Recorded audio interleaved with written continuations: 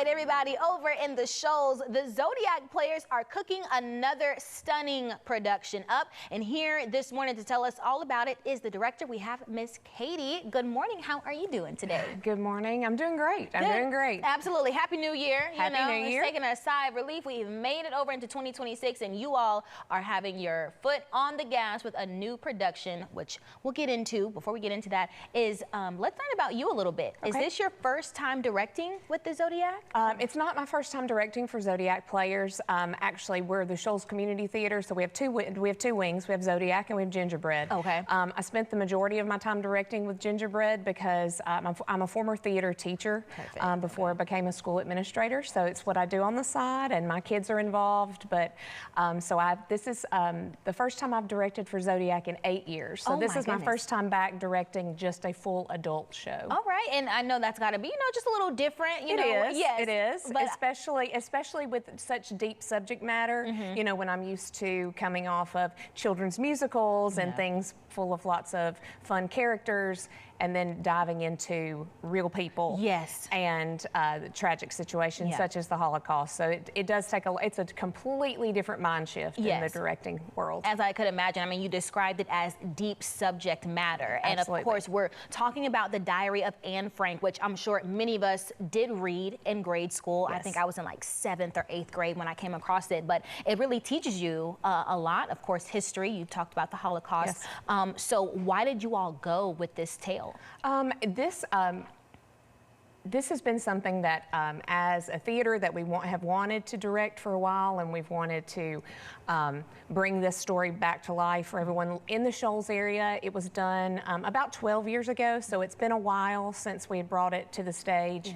Yeah. So it's a good time to continue to bring stories like this to the forefront, because there are still Holocaust survivors living with us today. If Anne Frank would have survived, Auschwitz, she still could have been living today. Really? Yes. Oh my yes. goodness. She would just been in her early 90s. So actually, her stepsister just passed away yesterday. Oh my God, are you serious? Yes, at the age of 96. Yes. Wow. And the fact that, again, like you said, you hear the 90s, but folks are still living to be that old, and to be able to share the information or their knowledge, tell those stories, and then that's how they really live on. Yes. And you all are bringing this information, this history, to the masses in a different way, on stage. But I would imagine, even though you said, this is an adult, primarily production, and is she being played by a student or a child? Yeah. She is. We do have one school performance that we're doing for schools in the area, and it's predominantly geared, like you said, more for 7th and 8th grade is when you usually read it, because Anne was 13 when they went into hiding in the annex. But yes, Anne is being played by she's being played by a 15-year-old. Okay. Her sister Margot, who was 18 at the time, is being played by a 16-year-old. And then Peter, who was 17, going into the attic, is being played by an 18-year-old senior. Okay. So 3 high school students, and then all the rest are being portrayed by adults. Yeah, wonderful. Very good. And then how have the actors adapted to their roles through this process? When you get involved with a story like this, there's a lot of what we call dramaturgy, which is research. So we've spent a lot of time. We cast the show back in October. So we have spent a lot of time really researching the real people. Of course, in the play, they do use the name, it's Anne Frank, but we say Anne Frank. We do it without accents, because they do ask, the production company asks, don't try accents. Just to do it in a neutral accent to bring the story to life. But we spent time looking at the Von Dons, who are really the Von Pels. That was their real name. She used Von Don in the diary. She changed their name. Oh, wow. Yeah. So we've just done a lot of research on who they were, how the relationship between the families came about, and spent a lot of time really looking at just what would it have been like to really be there in the annex. We even went to, we have made all of our own all of the own Star of Davids that will be sewn onto their costumes. So we've made those ourselves, and so we've kind of taken on a part of this as trying to bring these people back to life. Quite the commitment, and very authentic, I would say, as well, for you all to put that level of research, like you said. When it's one thing to put on a production that might have come from a fictional book or you know, things like that, but when you're talking about history, real history that has impacted millions across the globe, I think it's very important that you all put that education or that responsibility on adults and students alike, you know, because it's something that we definitely will carry in the long run. How do you all hope the audiences react to this story? Well, as coming into the play, most people know the story of Anne Frank and about her family hiding in the annex, and we want to show people what it was like and actually let people see just how close they were to making it to survival, because they were not even discovered there in the attic until after D-Day. So the United States had already landed on the coast of Normandy, and they were storming across Europe.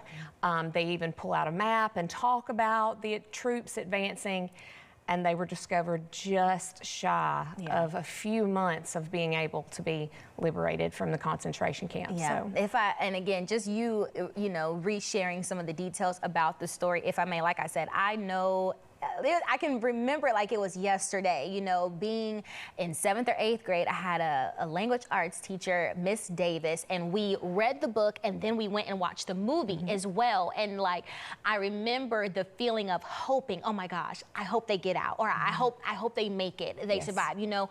But again, now knowing how the story really does end, which again, a lot of us do, it still gives you a sense of like hope, you know, at some point, you know, even knowing that the story ended the way that it did, maybe just seeing it again play out like that just can change your perspective as well. Well, Anne wrote her diary with such a sense of optimism. And there was always such a sense of joy in the things that she wrote, and things that, because she always continued to say, when we are out of here and when I can live my life. And there was always such optimism. And she truly did believe that all people were good at heart. And that's actually how she puts it in the diary, and it's one of the final lines of the show. So that is, that she just keeps that optimism going. And like you said, it is 2026, and things in our world sometimes are not the most optimistic, and understanding that someone at the age of 13 who was hiding for her life could still exhibit that much optimism could give us all a little bit more hope for the new year as well. And having a pure heart as well. So again, I know this is going to be a powerful, powerful production. Tell us when and where it's going to be taking place, when it's opening night. Okay, so we're at the Shoals Theater, in the historic Shoals Theater in downtown Florence.